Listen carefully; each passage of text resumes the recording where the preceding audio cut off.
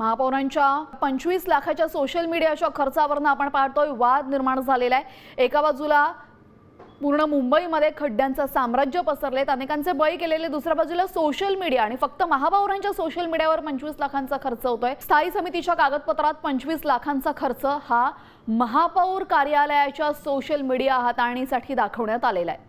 जर 25 लाखांचा खर्च संपूर्ण खर्च हा बीएमसीच्या सोशल मीडियाच्या व्यवस्थापनासाठी असेल तर स्थायी समितीच्या कागदपत्रात महापौरांचा उल्लेख का करण्यात आला असा सवाल उपस्थित झालेला आहे।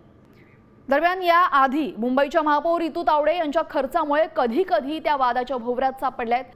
तर एप्रिल 2026 मध्ये बंगल्याच्या अंतर्गत दुरुस्तीसाठी 3,40,40,00,000 रुपयांचा खर्च झाला।